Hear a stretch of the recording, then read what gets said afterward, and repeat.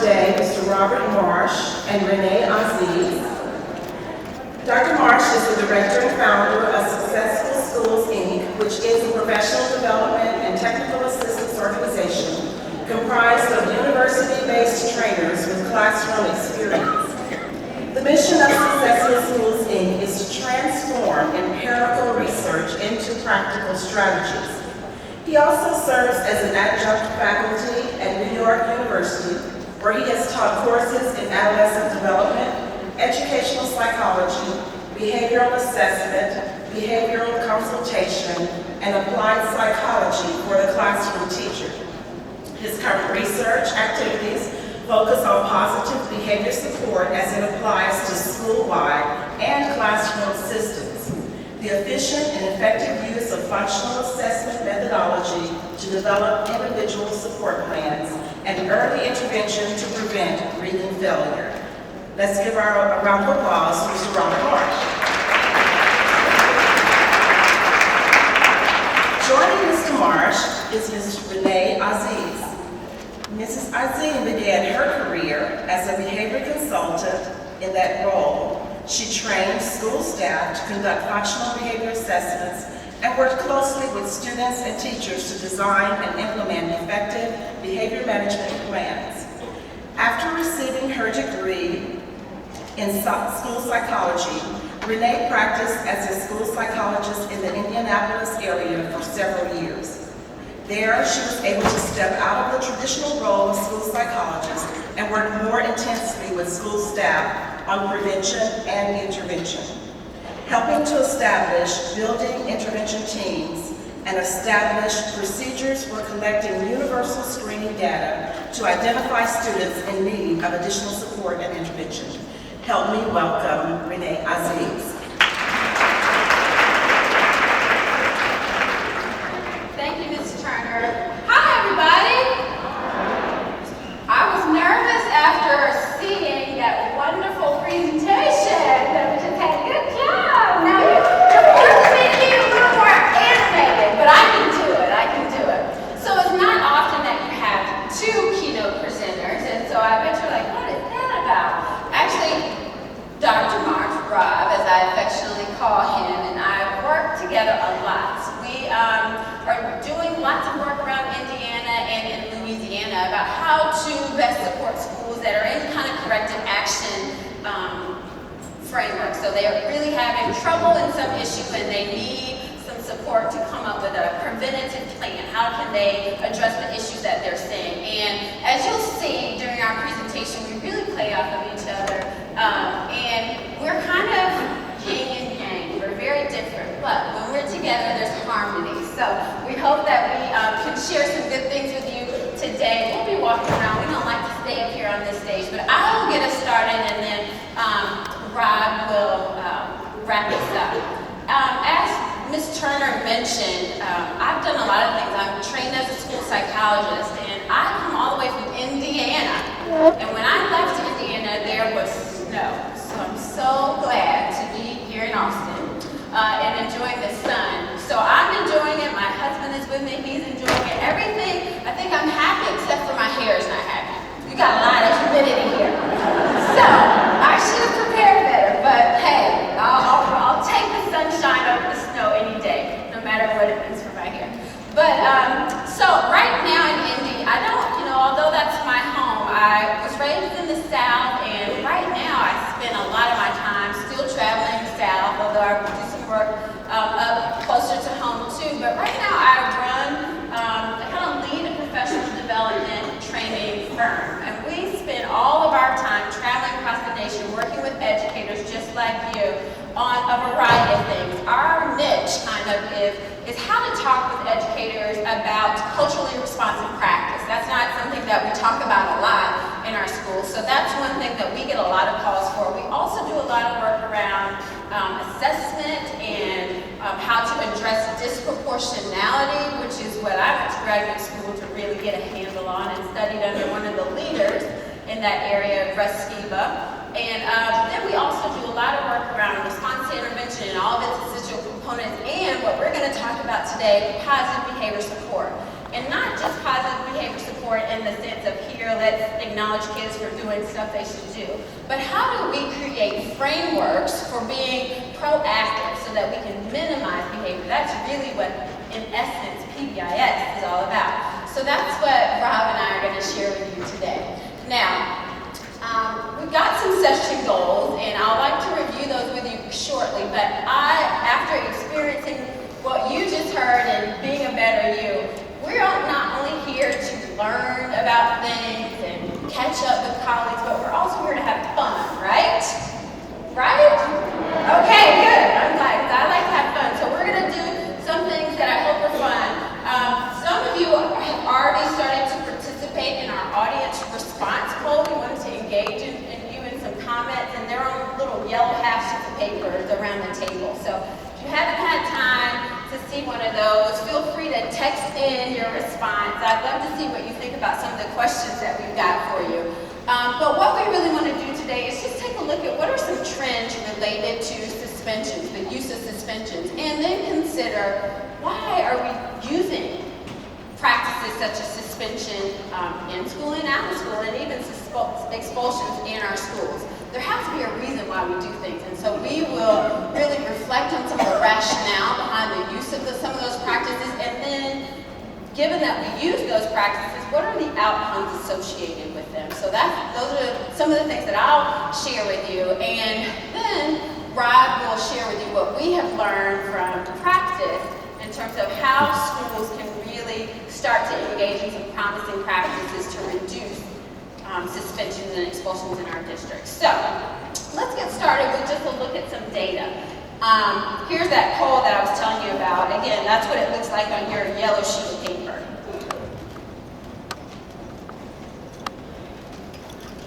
But I wanted to get started with looking at some of the common trends. You know, there's so much data. It seems like every time I'm in a school, somebody's presenting me with some handout around data. And as we reflect on why we collect that kind of data, it's really so we can make decisions about it. And so here what you see is the rising use of suspensions across our nation. This is not just Texas data, but it's national data. And we've been collecting data on suspension since the early 1970s. And what we've seen, broadly speaking, is that suspension has what? Increased, right? And we can see that's been really the case for all groups. But I told you a minute ago that my kind of niche, my area that I focus a lot of my work in with schools is on disproportionality, rates of suspension around ethnic categories, minority disproportionality. What we can see here is that trends for African American students especially have tripled. So overall, we see that there's been a significant increase in the use of suspension for all groups. But in addition to that, there's been a real increase in the discipline gap. Just like we have achievement gaps, we've seen increases in discipline gaps as well. And so in 1970, we can see that the difference between African American and white students was about 2 times. At that time, African American students were 2 times as likely as white students to be suspended. And now, in the late 2000s, mid-2000s, I guess, that had increased to what?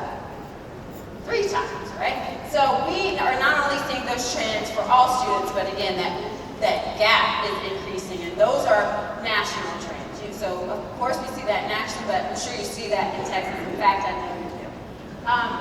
So given that, as I go around I was told not to walk in front of that, so I better be there. As we see those trends, what I find working in schools is that, they'll come to Rob and I and say, look, we need your help in fixing this thing. Just fix it. And so what that boils down to is I'm like, okay, what are your recommendations about how to do that? And people don't have a whole lot of suggestions behind that. They just say, fix it. How many of you have heard of a person named Oscar Rogers? Hands. Oscar Rogers. So high five. Don't you love Oscar Rogers? Soon all of you will. Oscar Rogers has this philosophy that whatever the problem, just fix it. And sometimes when I with administrators or even teachers that are like, look, we know about suspension, we don't know what to do with it, we just need you to fix it, Renee. Okay, here's what I feel like, here's what I think they've been watching. Let me show you this clip.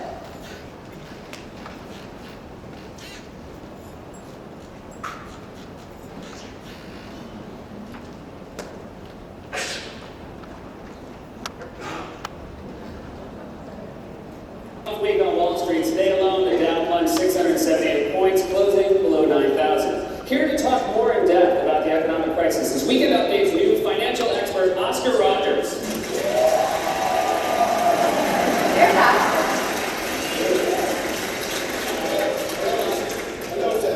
It's good to see you. Thanks for coming. Now, we all know that our current economic situation has left every American fearful of what's in store. Oscar, do you see any light at the end of the tunnel? Well, Seth, there was a light, but it's broken.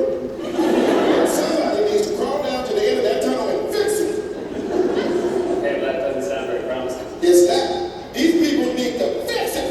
I've been a financial consultant for 16 years, and I've never seen this out of control. They need to clamp it down and fix it.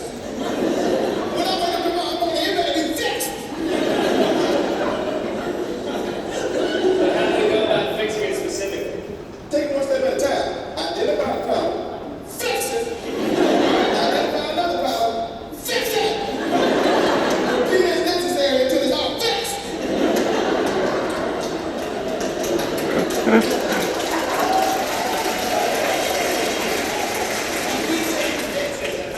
Fix it. It needs to be fixed. Although I do think I know what they're going to be. Oh yeah? What do you think I'm gonna say, Seth? No problem. Fix it! Fix it! Fix it! Oscar Rogers! Yes, oh, Oscar Rogers. Isn't that hilarious? I have two children, one middle schooler and one, my son is still in elementary school, he's a first grader, and I swear, every time I watch that video, I just double over in laughter. It's so funny to me. And so sometimes when I'm trying to solve a problem or something, my son will just say, fix it! You know, it's just the way to make me laugh. That's my special little guy. So, I'm sure that as special educators and directors, especially in your roles, people are looking for you to just fix it. They don't have any ideas, they just want you to fix it. So next time say, do you know Oscar Rogers by any chance? See what they say. All right, so let's get to some of the rationale that we talked about. So as I said early on, you know, we know educators and all of us really have the best intentions in terms of doing what's right for kids. And so when we talk about all this data and this increase or rise in suspensions and expulsion and even, you know, this discipline gap, none of that is done really from malice, right? We think we're doing the right thing. If a kid is misbehaving in school, we need to make sure that we're protective of the other kids who are there to learn. That's a lot of the comments that I hear from educators. And I agree, thinking to my children, if there was someone really acting out in their classroom, I wouldn't want that to distract my children from getting what they need in school. You're fine. So anyway, there really is a thinking or a rationale behind why we use that. And that's why, those are some of the questions that we've asked you to respond to in the audience poll. So let's take a look at some of your answers. The first question, national research studies indicate that the use of out-of-school suspension is an effective method for changing behavior. Oh, you all are smarty pants in here. Fiction, right? We think that using out-of-school suspension will change behavior, but that doesn't happen. What do we know? That the students that get suspended, what happens? They just get suspended again, right? What we know from data is that 30 to 50% of students who are suspended really can sometimes really view that suspension as a reinforcer, right? Because we just see them as the frequent flyers in the office. You go to the office, you know Renee is always going to be there. Never. But you know those students who are always in the office that, you know, sending them home is not going to do a thing to change their behavior. So the idea that, you know, we want to show them that we're tough, so we're going to send them home and that'll set them straight, that's really a myth. It's fiction, not fact. In Texas, there was a report earlier, like summertime, in July, called Breaking Schools Rules. for those who read that. Oh, you've got to get it. You have to get it. It is, I think I have a slide. Okay, here's what it looks like. It was published by the Justice Center, and you can download it at the link there. But this was a very, very comprehensive study that actually looked at Texas students, about 1 million of them, at the high school and secondary level, and tracked them from middle school on through high school. And so we got a lot of data around disciplinary practices here in your state. And what they found is that of those about 1 million students that they tracked over the course of middle and high school, on average, 8 of those students, they averaged about 8 suspensions or expulsions. Suspension really changing their behavior? No, right? And 15% of those students had 11 or more. Those are your tier 3 kids that's not doing a thing. They're enjoying that time off from school, right? The other thing that I noticed as I was doing research on your state is that according to data that's published by TEA right on their website in terms of end of the year reporting, they say about 730,000 or so students got 1 or more disciplinary infraction across the state, right? How many students are there in Texas about? How many million? 1? How many? Somebody be brave, tell me. 4. Between 4 and 5 million, closer to 5 million, right? So 700 of those got at least 730,000 of those got at least 1 disciplinary infraction. But look at this other number. More than 2 million incidents of disciplinary action was taken. So again, for those 730,000 students, is suspension changing their behavior? No, right? So again, that's a myth in terms of use of suspension changing behavior. But again, that's really one of the most prominent responses you'll hear from folks about why they use it. On to this next point. This is one of my favorite slides. So if a child doesn't know how to read, would you agree we teach? If they don't know how to swim, we teach. If they don't know how to multiply, we teach. If they don't know how to drive, we teach. But if they don't know how to behave, we punish, right? You guys have seen this slide probably. But we should still teach. It'd be wonderful if students came to school and did exactly what we wanted and had the same definitions of what great behavior meant, but they don't. We know that. So we have to teach. And a lot of times in my work on site with folks, especially teachers who are in the trenches, handling misbehavior in the classroom every day, really the best way to demonstrate this principle to them is to just mirror. If it was an academic issue, what would you do? You wouldn't just punish, right? And so behavior is the same way. All behavior serves a purpose. And so we've got to really figure out what that purpose is and then teach the behavior that we want to see.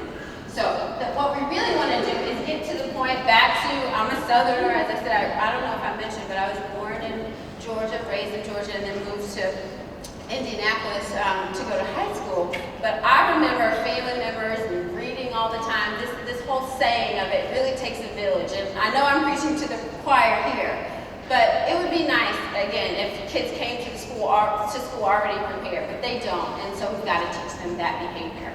So, another audience poll. Let me ask you the question.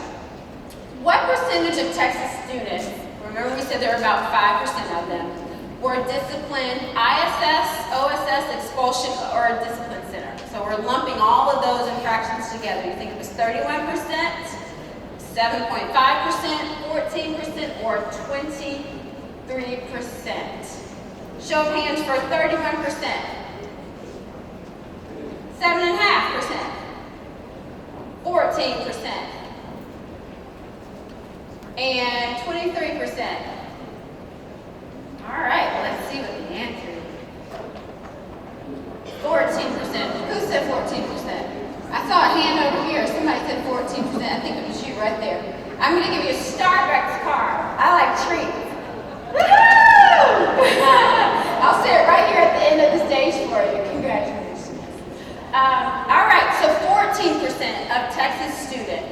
last year received some kind of discipline, ISS, OSS, expulsion, or referred on to a discipline center, all right? We'll talk in a little bit about what that meant for special ed students. Thanks for participating.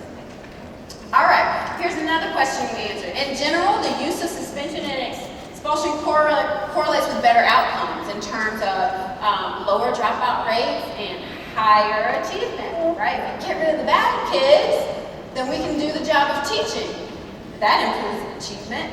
And again, if we get rid of bad kids, then we create a climate where kids want to be here and we lower dropout rates. That's fiction. Just like I said, we're smarty pants, so you got that right. What we see is that actually schools that have a high use of suspension and expulsion, when we go and we do climate surveys for those schools, it's not a very good feeling. You've been in those schools. You go in those schools and they are suspending all the time. It just feels dark in there and you want to hurry up and leave, right? Because it just feels not like a good place. And when kids can't connect, when there's no relationship building and students really view their school environment as punitive, that doesn't create a positive climate. Students aren't motivated to listen to a thing that you say. I really believe that until you show kids that you care about them, you respect them, you forget about instruction and making that relevant.